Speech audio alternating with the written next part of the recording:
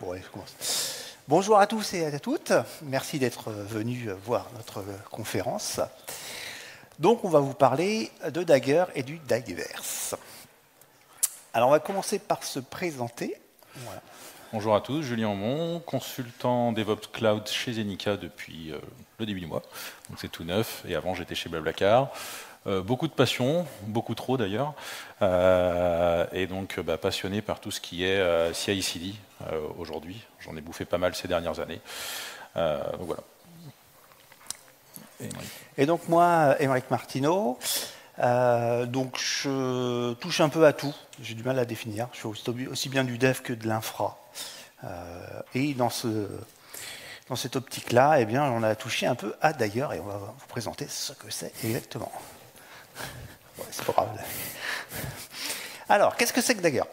Donc, je pense que vous avez tous utilisé de la CI ou de la CD, que ce soit avec GitLab CI, Circle CI, Travis ou même Jenkins. Ça fonctionne à peu près toujours de la même façon, c'est-à-dire qu'on a un serveur et tout est centralisé. Et donc, dès qu'on veut lancer quelque chose, eh bien, il faut qu'on pousse dessus.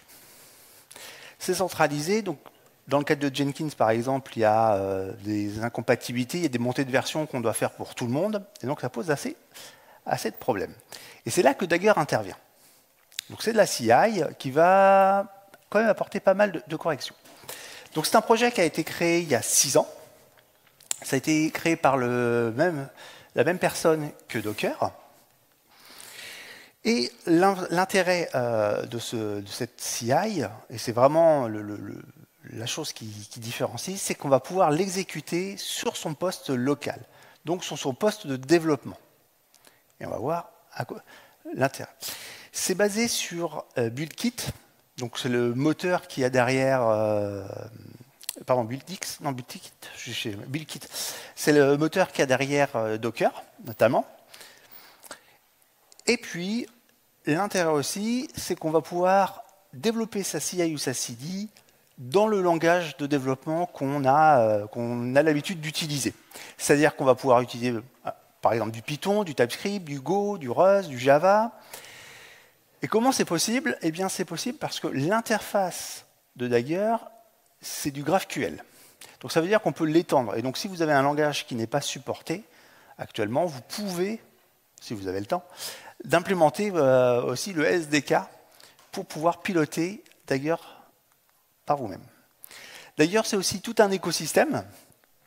Donc, il y a le Dagger Engine, évidemment, le cœur même de Dagger. Il va y avoir les SDK. Il va y avoir aussi le Dagger Cloud, on va vous parler après. On va revenir aussi sur le sujet. Dagger, ça peut être utilisé en complément et avec votre moteur de CI actuel. Et il y a tout ce qui est le Daggerverse, donc le repo, entre guillemets, de tout ce qui est module. Et ça, on va en parler aussi, parce qu'on peut étendre le fonctionnement avec des modules. Le Daggerverse, c'est, en gros, un moteur d'indexation des modules. C'est-à-dire que les modules, c'est un peu une sorte de plugin qu'on va pouvoir activer sur notre CI. Et ce Daggerverse, eh bien, il va référencer tous les modules qui existent, mais ce sont directement les sources qu'il va référencer. Donc lui, il fait vraiment que de l'indexation. Ce n'est pas comme npm.js ou crate.io pour ceux qui font du Rust. Ce n'est pas hébergé à côté. Donc ça veut dire qu'on a les sources, donc on va pouvoir faire de l'audit dessus. C'est intéressant. Julien va vous montrer en live comment on peut utiliser ça et surtout quel est l'intérêt. Ok. Donc ce talk, il est basé sur un code lab qu'on a déjà donné au DevFest et au Devox. Donc pour info, dans les slides, vous avez un lien. Si vous avez envie de refaire ce que je fais, c'est possible, tout est documenté, tout est dispo. La seule chose que vous avez à faire, c'est vous forquer le repo et vous démarrer un code space. Il y a le lien dans le repo directement et vous pouvez tout faire, tout est installé, tout fonctionne. Pas de surprise à installer autre chose, à devoir installer du Docker, le Dagger Engine, tout est fonctionnel. Donc là, ce que j'ai, c'est un petit projet Go, un petit web server qui va juste faire afficher un Hello World en Go. Donc maintenant, ce que j'ai envie de faire sur cette appli Hello, qui est là, c'est simplement faire un petit pipeline qui va me permettre d'avoir un environnement de build, de la builder et de la publier sur une registry, tout simplement. Donc on va faire ça. Hop, hop, hop. Hop, on va aller dans le répertoire Hello, et donc là, je vais j'ai oublié ça. Hop. Initialiser mon projet Dagger. Donc là, je vais faire un Dagger init, la commande Dagger. Je vais spécifier le SDK. Donc là, on va continuer avec le SDK Go, mais si j'avais voulu, j'aurais pu faire un SDK TypeScript, Python, ce que je veux en fait. Il n'y a aucune adhérence entre le langage de votre projet et le langage que vous allez mettre pour votre CI avec Dagger. Et je vais dire, tu vas me mettre tout ce qui est Dagger dans le répertoire .dagger. Hop, donc là, ça va prendre un peu de temps. Il doit télécharger l'image et j'ai pas le Wi-Fi, je suis en point d'accès, ça va être un peu plus long. Enfin, quoique, c'est pas moi qui le fais, c'est le CodeSpace directement. Donc vous allez voir ici, sur Dagger, il y a des traces, je vais en parler pendant que ça tourne. Ces traces, c'est de l'OpenTelemetry en fait. Donc Dagger génère tous ces logs au format OpenTelemetry, au format trace OpenTelemetry.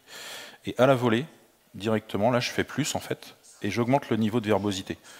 Donc à la volée, quand vous allez lancer une commande Dagger en local, vous allez pouvoir voir ce qui se passe très en détail. Des fois trop d'ailleurs, mais après vous pouvez réduire, etc. la verbosité. Donc là on voit tout ce qu'il fait, hop, il est en train de télécharger, il monte les directories, avec mon grand, voilà. Hop, donc là, mon projet Dagger a été initialisé. Donc la première chose qu'on a, on a un JSON qui va décrire le projet Dagger, avec quelle version de l'engine je suis, quel SDK, le répertoire source Dagger, etc. Derrière, dans le répertoire .dagger, ce que vous allez avoir, c'est le plus important, ça va être un fichier main.go, qui va contenir en fait votre pipeline de CI, as code. Et donc, derrière, vous avez les classiques gomod, gosum, etc. Daggergen.go et internal, c'est des trucs spécifiques à Dagger, ne les regardez pas, c'est généré en auto. Voilà. Hop, à la suite. Donc maintenant qu'on l'a initialisé, je vais prendre ce bout de code-là. J'ai déjà préparé tout le pipeline, on va le regarder ensemble, j'ai un peu triché. Oui, c'est celui-là. Hop. Tac. Donc, sur celui-là, qu'est-ce que j'ai? J'ai une première fonction. Non, merci. J'ai une première fonction build.env. Cette fonction va me permettre de construire un environnement de build. Donc là, on peut voir que je pars d'une image Golang A23 Alpine, avec le directory que je monte source, qui sera attaché au répertoire source ici, donc ce sera mon local. Avec le workdir directement de l'image, etc. Donc là, vous voyez, ça devrait vous rappeler quelque chose. Ça ressemble beaucoup à du Dockerfile. Et donc ça, c'est lié en fait à l'utilisation de BuildKit. Au final, aujourd'hui, quand vous faites un Dockerfile avec Docker, derrière, en fait, ce sont des primitives BuildKit qui sont interprétées par Moby quand vous lancez une commande Docker, par exemple, pour Docker build pour créer l'image. Là, c'est la même chose. Donc, c'est juste des commandes, au final, des primitives Docker. Donc, from, with directory, with workdir, vous allez avoir with exec, etc. Vraiment tout ce que with env, with args. Même chose que ce que vous avez dans un Dockerfile. Donc là, je crée l'environnement de build. Derrière, j'ai la fonction de build qui va me permettre tout simplement de builder mon application. La particularité, là, c'est qu'on va avoir du chaînage de fonctions. Donc quand j'appelle build, j'appelle automatiquement buildenv. Donc pas besoin de l'appeler en avance. Vous appelez build, ça fait tout de suite les deux. Et donc là, j'appelle buildenv, donc je construis j'utilise mon environnement, j'exec la commande go build, etc. Et le directory d'output, ça sera le répertoire bin. Et des mêmes choses, à la fin, je retourne un conteneur qui va tout de suite contenir mon application. Donc je génère directement l'artefact pour déployer mon application. Il est ready. Et la dernière étape, c'est le publish. Et là encore, on a du chaînage de fonctions. Et donc là, ici, le publish va juste publier l'appli dans une registry poubelle qui s'appelle ttl.sh. Si vous ne connaissez pas, vous pouvez utiliser pour tester des images, vous les publiez, c'est disponible juste derrière. On la publiera là-dedans. Voilà un peu notre fonction. Et donc maintenant, on va jouer avec. Donc la première chose qu'on va faire, hop, il faut que j'agrandisse. Donc là, je fais un Dagger build env source. Merci. Qu'est-ce qui lui arrive à lui? On va avoir un effet démo. Ouais, c'est bon. Donc là, il y a une particularité. Vous voyez que la fonction buildenv, elle n'est pas avec la même case que Go. Donc Go, c'est du kebab case. Et en fait, Dagger, en fonction des SDK, c'est pas la même case que vous allez avoir pour vos noms de fonctions. Donc ils ont standardisé. Donc build-env entièrement collé avec des 2 majuscules devient build-env. Petite spécificité à voir quand vous appelez vos fonctions avec Dagger. Donc là, j'ai construit mon environnement. Donc une fois que j'ai mon environnement, on va regarder un truc ici qui est intéressant. C'est vous avez un message qui vous dit setup tracing at Dagger Cloud Traces setup to hide Dagger no nag. Donc ça, par défaut, Dagger va essayer d'envoyer les traces qu'il génère dans le Dagger Cloud. On va en parler juste après du Dagger Cloud, on va aller le voir. Il y a une solution pour le désactiver, c'est set Dagger no nag, et dans ces cas-là, le message disparaît. Donc tout reste en local, rien n'est envoyé à l'extérieur. Nous, ça ne nous intéresse pas. Ce que je vais faire vite fait, je dois l'avoir là, je donne le token. Hop. Donc là, je le fais avec le token, mais il faut savoir qu'on a aussi possibilité maintenant, ça a évolué la commande. Vous pouvez juste faire un Dagger login quand vous avez déjà un compte sur le Dagger Cloud et ça vous connecte direct, plus rapide. Donc là, j'ai fait avec le token, ça marche aussi. Et donc là, on va relancer la même commande. Dagger build env. Hop. Et là, il y a un truc intéressant, c'est que full trace at. On va l'ouvrir.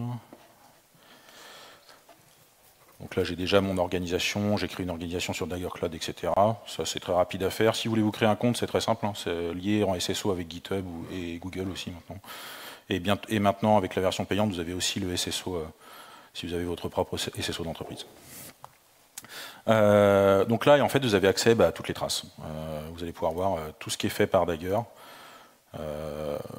tous les éléments. Et ce qui est très intéressant, c'est qu'en termes de, comme c'est des traces, OpenTelemetry, vous avez vraiment la durée d'exécution de chaque étape. Donc vous pouvez analyser ce qui se passe. Donc là, le build-env, il est assez rapide celui-là. Donc voilà. Donc là, on a fait un petit tour du Dagger Cloud.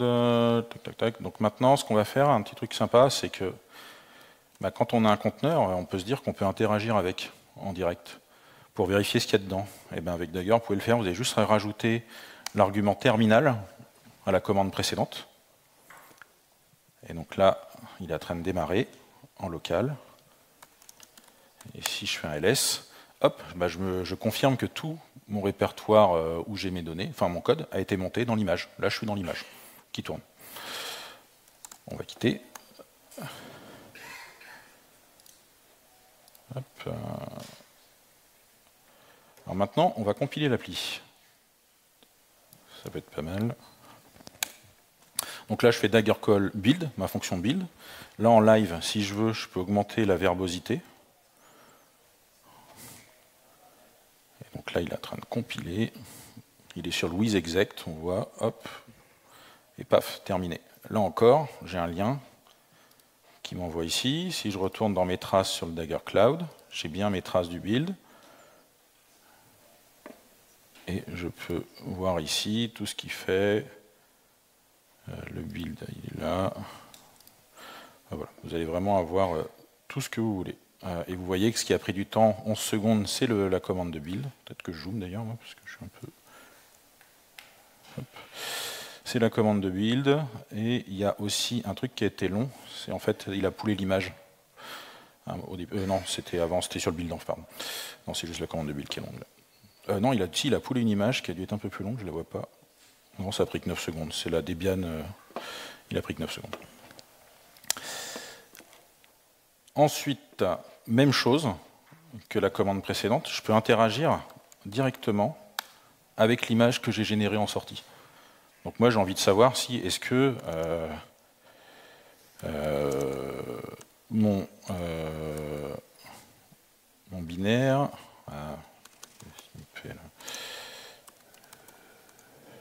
non, c'est quoi le pass exact? Bah si, c'était ça. Voilà. Donc mon binaire, il est bien créé, il est bien présent dans l'image. Et il est bien dans le répertoire où je l'attendais. Donc même chose, je peux sortir. Et donc maintenant, on va faire un truc, c'est on va faire un petit test de l'appli. Parce que maintenant qu'on l'a démarré, ça peut être intéressant de valider que mon petit serveur web fonctionne. Donc là, je rappelle la fonction de build et je vais rajouter un argument supplémentaire qui est as a service. Up, un peu comme un Docker Compose Up au final.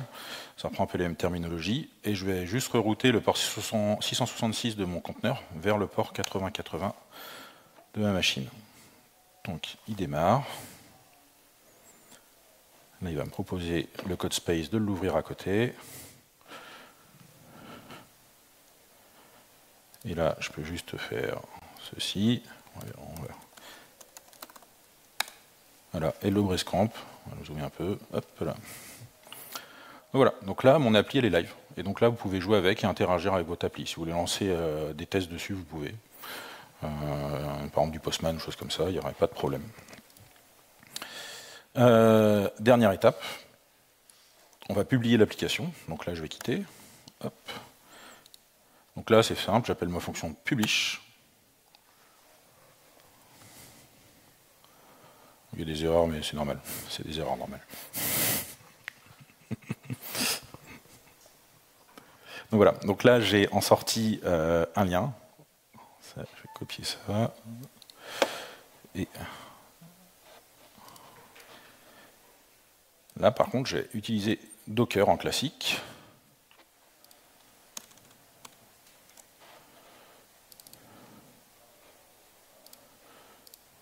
Et hop. Donc là, il va télécharger l'image. Voilà, donc là, l'image est run. Hein. Si je fais un Docker PS, donc là, on va voir l'image TTLSH Hello. On peut aussi voir le Dagger Engine qui lui tourne, qui nous permet d'interagir avec Dagger au final.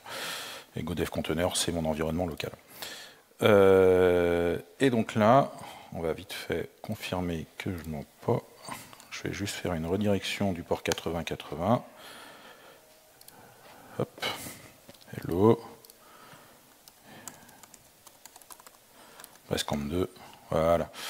Donc voilà. Donc là, j'ai deux manières de tester mon appli, soit en interactif avec la commande build directement, soit une fois que j'ai publié, je peux le démarrer comme une image Docker normale.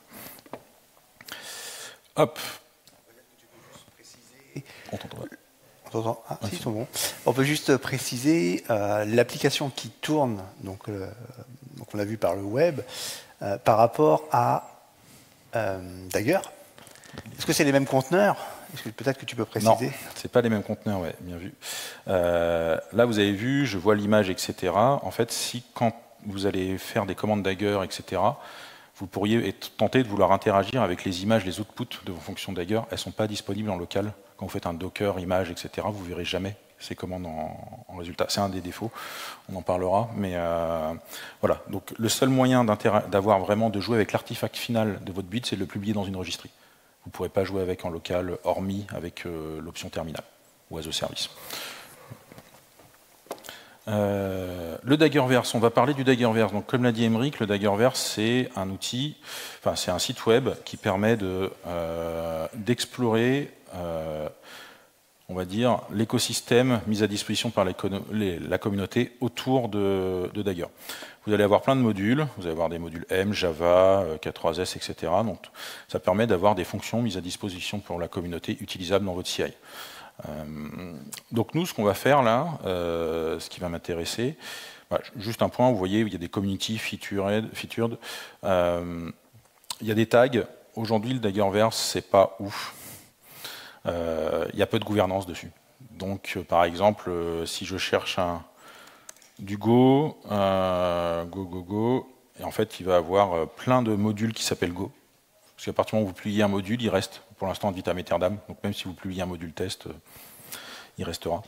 Il y a plein de modules Go et des fois c'est le même module Go en fait. C'est juste qu'il y a un mec qui l'a créé au départ dans son repo, il l'a déplacé dans un autre repo et puis après c'est Dagger qui l'a repris dans leur propre repo.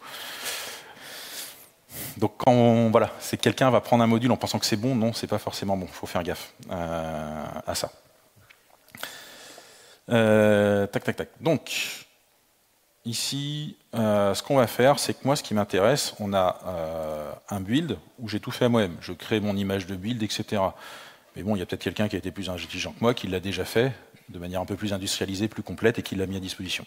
Donc c'est le cas, il y a Vito qui a fait ça, et donc là, on va juste faire un Dagger install, et en fait, on met juste l'URL GitHub, et on dit la version qu'on veut du module, et on installe. Et là, c'est parti. Donc là, il va télécharger le module.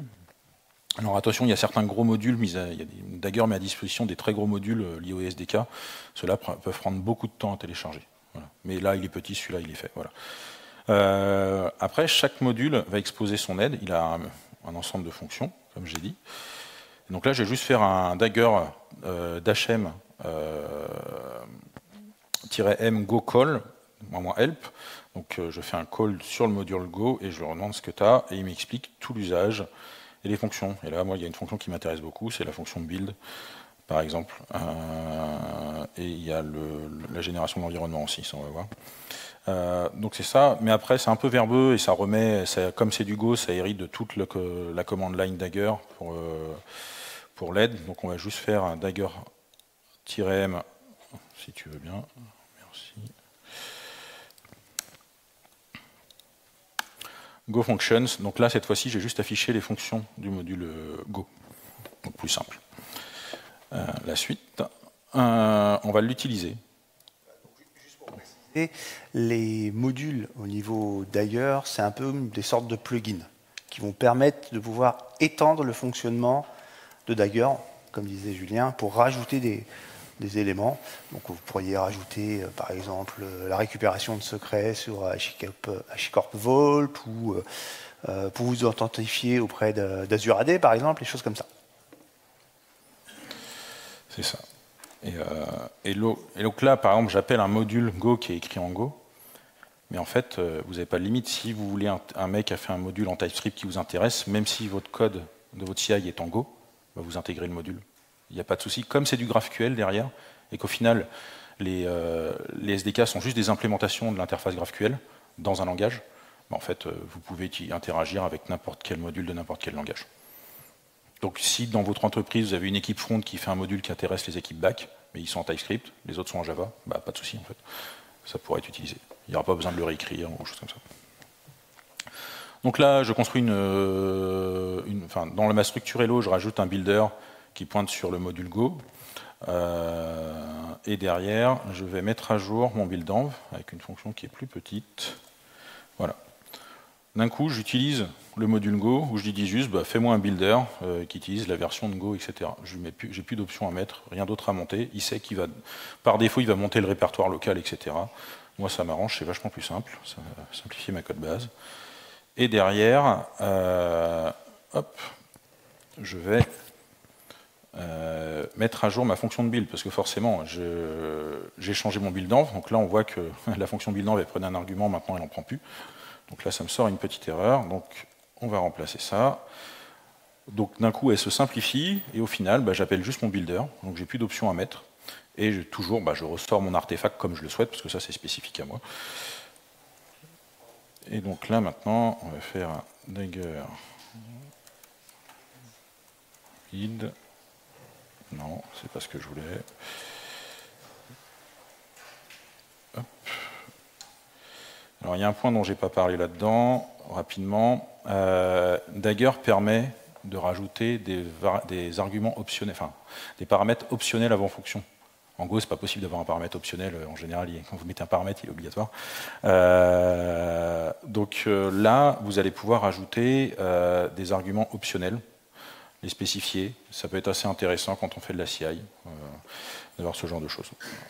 Encore une fois, si vraiment vous voulez plus explorer, il y a les liens vers la doc dans le code lab avec plus d'explications. Voilà. Hop, donc là, on va construire notre build-env. Donc là, bah, il met un peu plus de temps qu'avant. Et il y a un truc dont je n'ai pas parlé qui est quand même très important, c'est le caching. Comme c'est hautement basé sur Docker, Docker c'est un système de layers. Et quand par exemple vous faites un Docker build en local, le premier build est long, mais quand vous rejouez le même build, bah, tous les layers sont cachés, ça va très vite. Bah, d'ailleurs, c'est la même chose. Si vous allez rejouer vos commandes, ça va aller de plus en plus vite parce que vous allez cacher les éléments en fait en local sur votre machine. Typiquement, si vous faites un build qui appelle pas mal de dépendances, une fois que vous avez téléchargé toutes les dépendances et qu'elles sont locales, quand vous refaites le build, bah, tac tac, il y avait juste la partie build qui est faite, il n'y a plus le téléchargement, etc. Tout est caché. Donc ça, c'est super important à prendre en compte. C'est un des défis de Dagger justement sur quand on le fait at scale dans une vraie CI, comment on gère ce cache. Donc là, je rebuild. Donc là, sur mon nouvel environnement. Et voilà. Donc maintenant, j'ai utilisé le module Go. Ça me permet de simplifier mon code. de faire de la réutilisabilité. Et ça, c'est très important, c'est qu'au final, avec Dagger, vous allez pouvoir faire beaucoup de réutilisabilité. Beaucoup plus, par exemple, avec un Jenkins ou choses comme ça, quoi. Enfin, il faut se taper des shared librairies en Groovy. C'est une joie, en général. Donc là, maintenant, ce qui est intéressant, on parlait de shared librairie, de CI, eh ben, on va intégrer nos fonctions dans une CI. Maintenant qu'on a fait ça en local, là j'ai buildé en local, publié en local, ce qui m'intéresse, c'est que maintenant mes petits copains, quand ils buildent mon petit site web, qu'ils aient aussi la même CI. Donc on va aller voir, pour faire ça, dans une GitHub Action. Donc moi je vais tricher, je vais aller voir la solution. Vous avez toutes les solutions dans le runbook. Hop. Viens par là, toi. Vous avez déjà ici, on a déjà un workflow CI qui aujourd'hui ne fait pas grand chose, il fait juste un checkout. Je vais tricher, hop. Donc là, j'ai rajouté une step, donc c'est une GitHub Action, on va faire simple.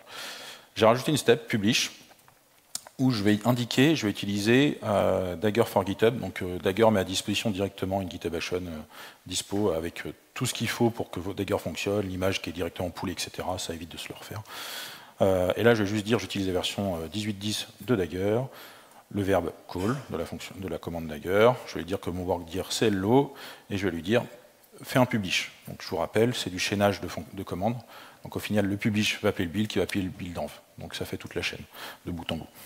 Et j'indique juste le cloud token, ça c'est pour lui dire d'envoyer mes traces dans le Dagger Cloud. Voilà, donc quand on vous disait au début en introduction qu'on peut utiliser Dagger sur un autre moteur de CI, on fait l'exemple là avec la GitHub Action. Donc ça va être très pratique en entreprise pour migrer les projets progressivement avec le moindre impact. Donc je vais tricher, je vais tout de suite créer la PR.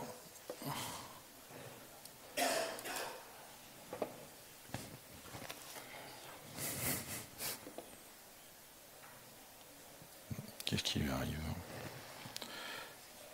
Sinon, je vais reprendre ma PR d'hier, ça marchera aussi. Bon, je vais reprendre ma PR d'hier, on va aller plus vite.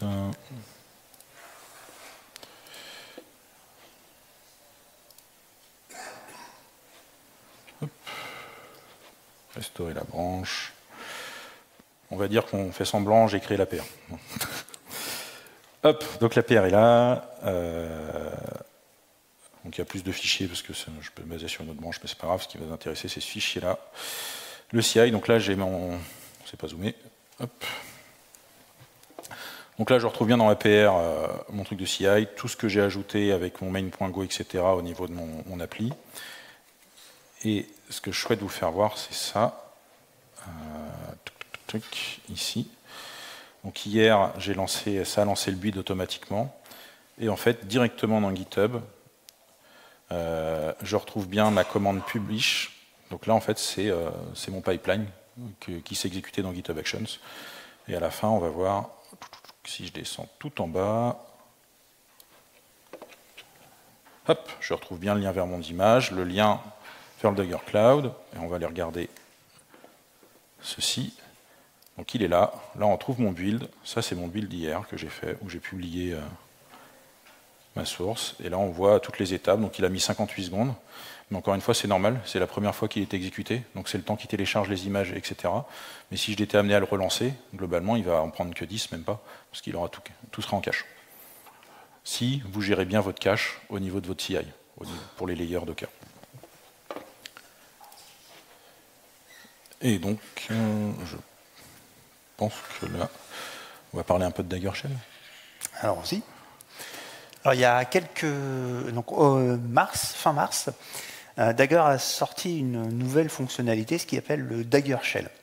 Alors Dagger Shell, il ne faut pas le voir comme un shell type bash ou quelque chose comme ça, mais plus comme si vous avez utilisé JQ, peut-être déjà, avec un enchaînement de commandes. Donc tout ce qu'a fait Julien au niveau du code, on peut ça peut prendre un peu plus de temps, soit si quelqu'un n'est pas forcément à l'aise dans le langage, pour pouvoir jouer quand même avec Dagger. Donc ils ont introduit ce Dagger Shell où on va lancer justement toutes les fonctionnalités de Dagger comme si on était dans un shell. Et on va enchaîner avec des pipes. Alors, je sais pas, vas-y, montre quelques exemples. J'ai pas fait les pipes, j'ai initialisé le Dagger Shell, j'ai juste tapé la commande Dagger, ça démarre le Dagger Shell, j'ai juste fait un point help, comme on fait du YQ par exemple, et donc là vous avez accès directement à toutes les commandes que vous avez dispo dans le Dagger Shell. Et donc vous allez pouvoir démarrer un conteneur, vous allez pouvoir aller dedans, vérifier comment le build si le build fonctionne bien et tout ça. Donc là, on va pouvoir interagir justement avec le conteneur facilement. Et puis mettre au point, par exemple, sa CI sans se lancer dans le développement du code. Voilà, par exemple. Donc là, il dit, je veux lancer un conteneur, Alpine, et je veux exécuter la commande Who am I.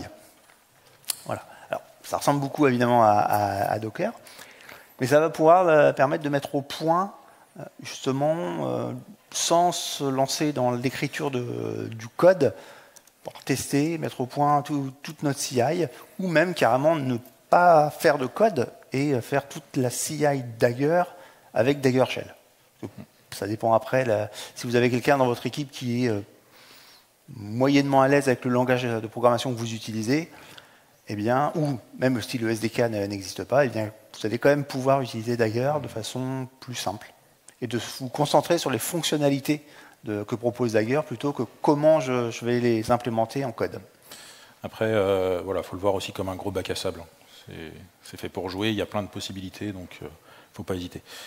Donc là, il y a un truc qui manquait dans notre OAMI. On n'avait pas la sortie, on n'avait pas le OAMI. C'est comme du conteneur classique. Si vous lancez Docker, si vous ne mettez pas l'option I pour dire interactif, eh bien là, lorsque vous allez lancer le WAMI, il ne va rien s'afficher à l'écran. Donc là, on va lui dire spécifiquement avec le stdout, prends-moi le stdout et affiche-le-moi sur mon terminal. Voilà, en route. Bon, là, évidemment, comme ça n'a rien d'extraordinaire. Donc le Dagger Shell aussi, on peut tout simplement faire un script shell. Tout à fait. Donc, c'est ce que je vous disais, hein, si vous voulez mettre au point ou découvrir, eh bien voilà, vous pouvez faire des scripts shell pour le coup classiques qui vont lancer Dagger, avec lequel vous allez pouvoir soit via l'input comme ça, le stdin, soit via un fichier, enchaîner toutes les commandes Dagger. Donc la même chose, hein, si vous ne voulez pas faire de l'interactif, vous pouvez juste faire une commande echo et vous pipez dans Dagger. Ça fait la même chose. Ouais, tout simple. Qu'est-ce qu'on avait à dire sur le shell? Ouais, si vous avez envie, vous pouvez écrire dans un fichier, etc. Enfin, votre truc. Voilà, vous pouvez monter un répertoire aussi directement. Il n'y a pas de problème. Comme tout ce que propose. Au final, derrière, c'est une image Docker qui est démarrée. Donc, si vous voulez monter un répertoire, vous le montez comme avec une image Docker. Donc voilà un peu pour le Dagger Shell. Vous pouvez aussi utiliser des modules dans le Dagger Shell. Vous téléchargez le module et vous pouvez appeler les commandes du module directement avec le Dagger Shell, sans sans faire du code. On retrouve encore l'intérêt de l'interface GraphQL.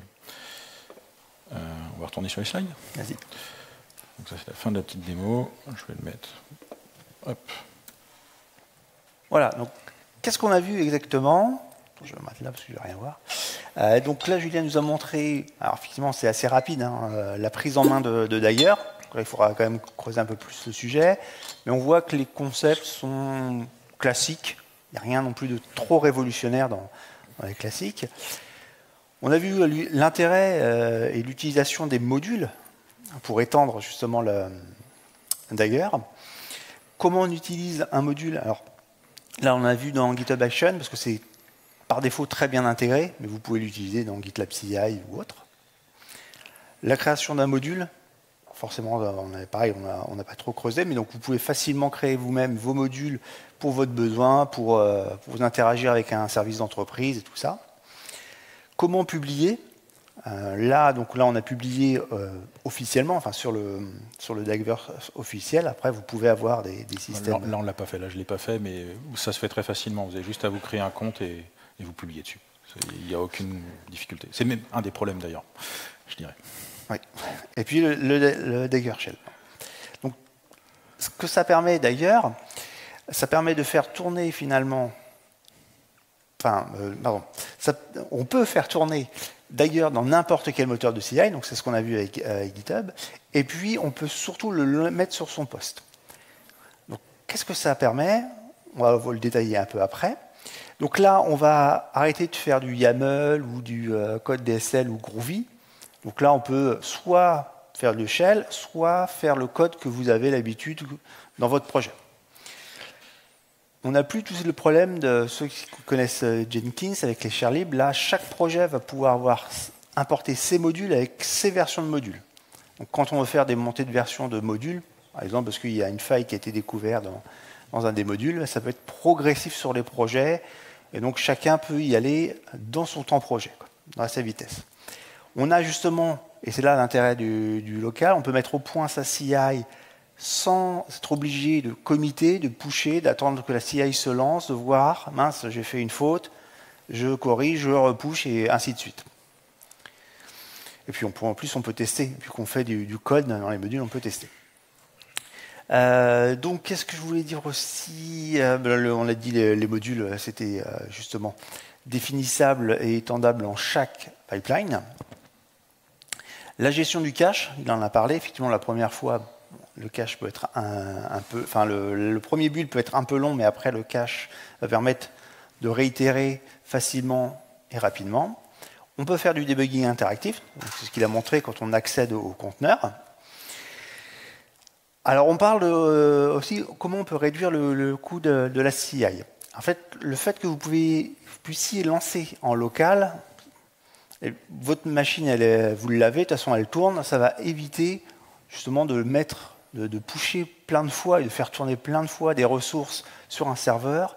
Donc, si vous avez de la ressource dynamique, ça va éviter de scaler trop fort votre CI. Donc là, on va pouvoir finalement avoir une économie d'échelle puisque chacun va lancer sur son poste, qu'il a déjà, plutôt que de surcharger entre guillemets, ou de solliciter trop fortement le moteur de CI. Et puis en plus, s'il est tombé, vous pouvez quand même le faire. Un exemple, par exemple, en ancienne boîte, on avait un Gradle cache, on avait un cache pour TypeScript, on avait aussi un cache pour Python qu'on devait maintenir et déployer en fonction des équipes. Il y avait même une équipe qui était encore sur Maven, donc on avait un cache Maven, dédié à Maven. Donc ça fait plusieurs caches à maintenir, à déployer sur votre CI. Là, globalement, tout est dans Docker. Donc vous n'avez plus qu'un seul cache à maintenir, c'est celui de Docker, c'est tout. Qui déjà, et en général, est présent parce que vous travaillez avec des images Docker dans vos CI pour générer vos artefacts ou choses comme ça. Donc, en termes de complexité aussi de la CI, vous réduisez la complexité. Et ça évite qu'il y ait une équipe qui doit maintenir, par exemple, l'équipe de front chez Blablacar maintenait elle-même son cache parce que c'était les seuls à faire du TypeScript. Voilà. Parce qu'ils avaient un monolithe, etc. Donc non, dans l'équipe CI/CD, on ne les regardait pas. Donc ça génère du travail en plus pour l'équipe. Là, c'est plus simple. Ouais. L'avantage aussi, c'est que c'est open source. Donc pour la pérennité ou même pour savoir ce qui se fait dedans, pour faire les auditabilités, et puis forcément, on peut le développer dans le langage qu'on souhaite. J'ai oublié un petit truc tout à l'heure dans la présentation du Dagger Cloud. Vous avez vu dans l'IHM, il y avait une vue CI et une vue locale. Donc tout ce que vous faites en local, quand vous avez mis le token ou le Dagger Login, ça remonte dedans. Donc si par exemple vous avez un problème, vous pouvez envoyer vos traces locales à un collègue. Il aura accès à toutes vos traces de build directement. Donc le partage de ce que vous faites en local est beaucoup plus efficient que quand vous êtes tout seul sur votre machine, vous devez appeler un collègue qui doit se déplacer, etc. Ou vous faites un meet quand vous êtes en remote, là vous envoyez les liens, il peut jeter un coup d'œil. Voilà. Et après vous avez accès à tout ce qui est la CI aussi. C'est bien séparé les deux, ça permet bien de les différencier. Alors évidemment, tout ça, ça vient avec quelques inconvénients quand même. Un des premiers inconvénients, ça va être le changement de paradigme. Avant, on écrivait du YAML et tout ça, et puis ça tournait. Là, du coup, il va falloir quand même un certain temps d'apprentissage pour voir les traces, comment on marche dans un conteneur et tout ça. Et du coup, il faut bien connaître l'écosystème Docker, et notamment tout ce qui va être les logs ou même le fonctionnement d'un conteneur. Donc ça peut être un inconvénient pour des gens qui n'en ont jamais fait. C'est ce qu'on a dit tout à l'heure, pour pouvoir tester, il faut une registry. Donc là, on a utilisé TTL SH. Il y a aussi quelques soucis qui ont été améliorés. Là, on est toujours en version 0. quelque chose. Donc il y a régulièrement des breaking change.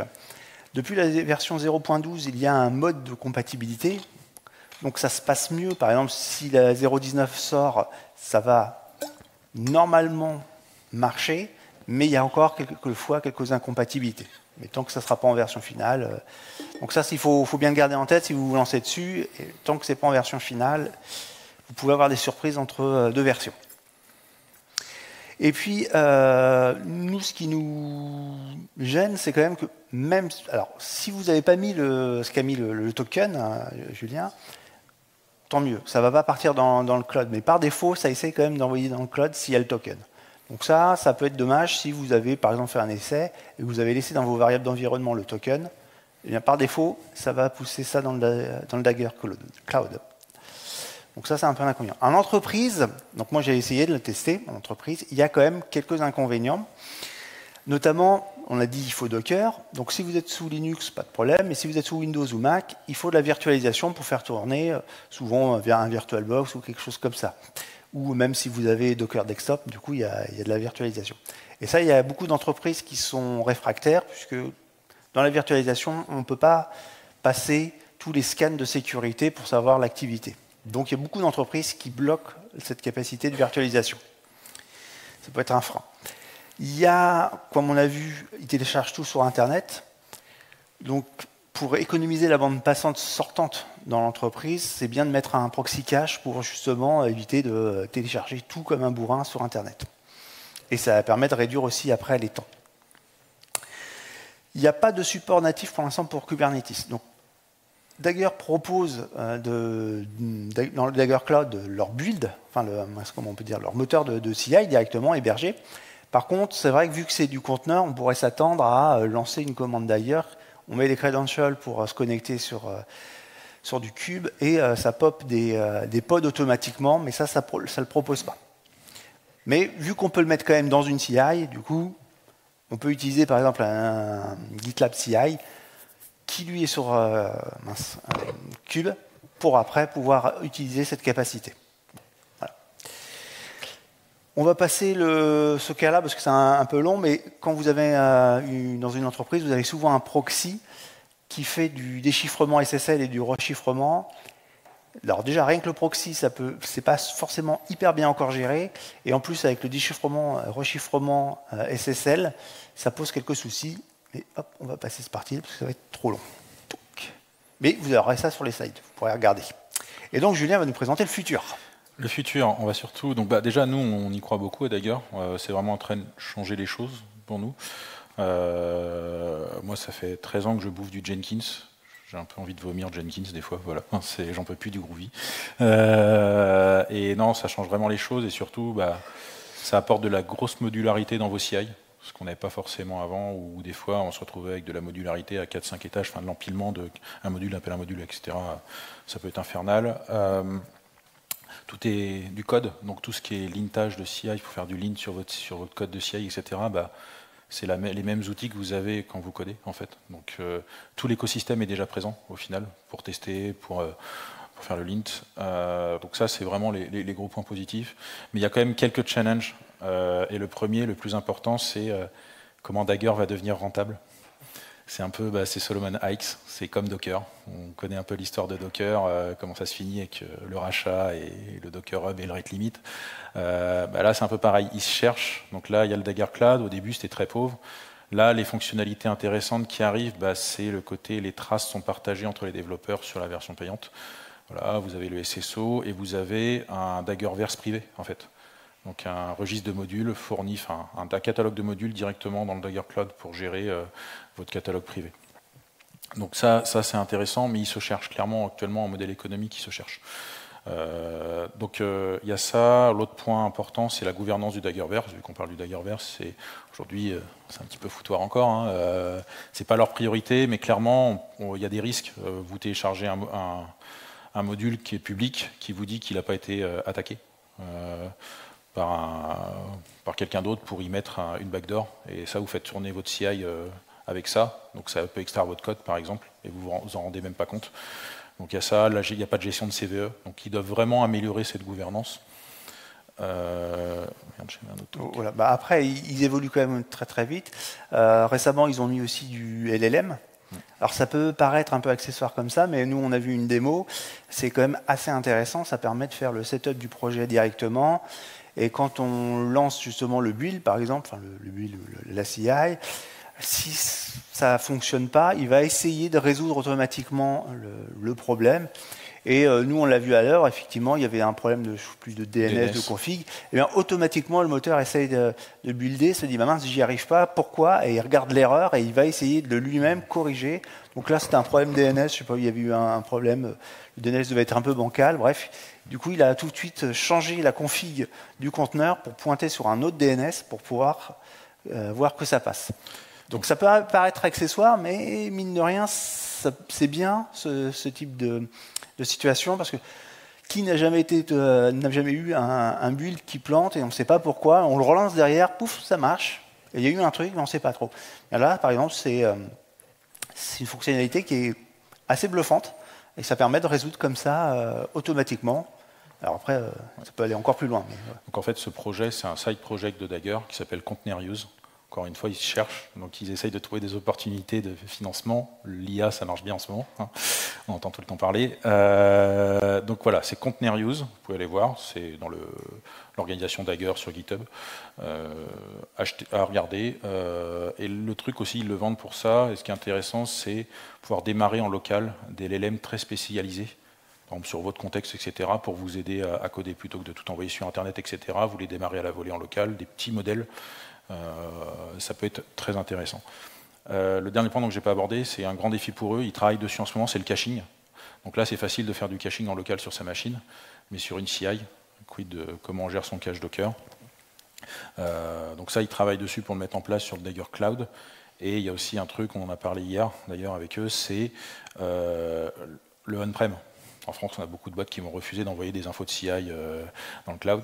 Donc, est-ce qu'ils sont prêts à fournir ou pas un Dagger Cloud on-prem qui fournirait la solution de caching intégrée? Et en fait, c'est ce que je leur ai dit, si vous faites ça, c'est gagné, quoi. Vous arrivez avec le caching, il n'y a plus rien à gérer, c'est tout bon.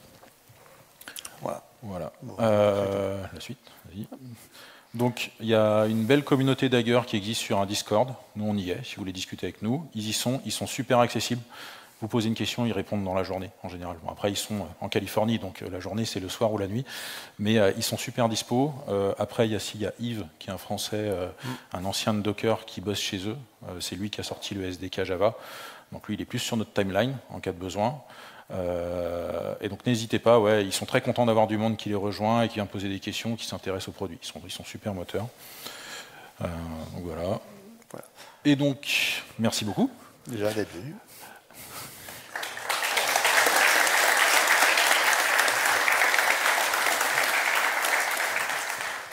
Donc pour les feedbacks, on en a besoin, s'il vous plaît, ça nous aide pour nous améliorer. Et donc, si vous avez des questions, c'est parti, il reste 5 minutes. Voilà. Et en plus, après, on aura des chaussettes à vous donner. Si ah vous oui, voulez. On a... Si vous voulez des chaussettes, on en a. Estampillées d'ailleurs. C'est des chaussettes Dagger, on précise. Hein, voilà. Elles ne sont pas très écologiques, elles arrivent des États-Unis par FedEx en avion. Voilà. Alors, est-ce que vous... Ah, une question.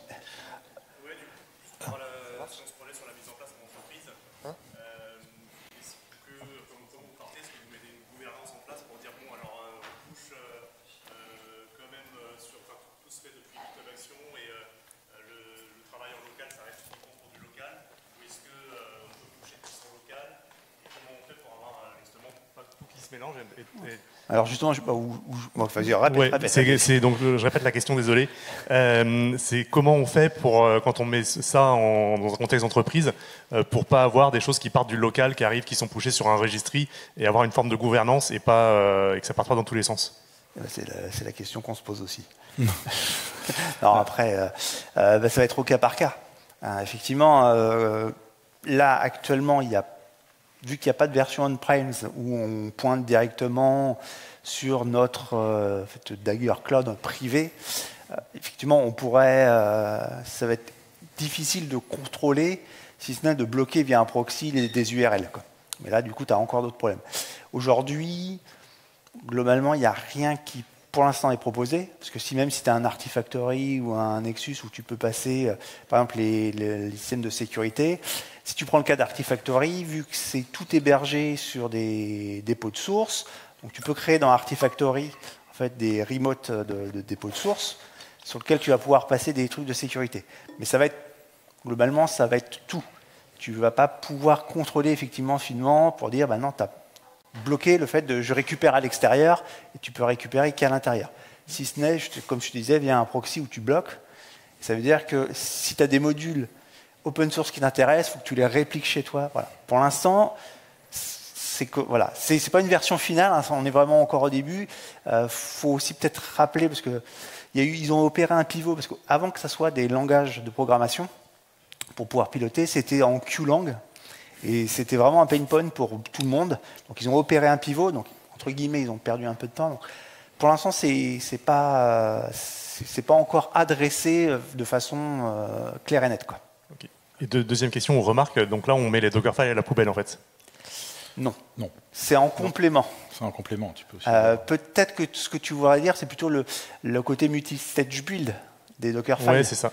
Alors, moi, je dirais que non, parce qu'il y a des choses, par exemple, si tu builds un truc qui, par exemple, du Python avec du LLM, c'est énorme, ça va te faire plusieurs gigas, et que tu veux, après, juste passer ça dans une image de prod et enlever, par exemple, tout ce qui va être poétrie, UV et tout ça, là, avec d'ailleurs, tu vas pas, on n'a pas essayé, mais ça va être, je pense, beaucoup moins pratique.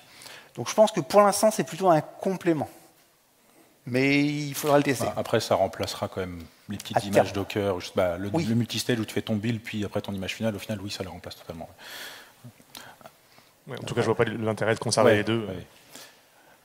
Parce que c'est double maintenance. Alors, sauf en déploiement progressif. Après, voilà, il faut tester. Nous, on n'a pas pu tout tester encore. Mais oui, il y a encore plein de questions qui se posent.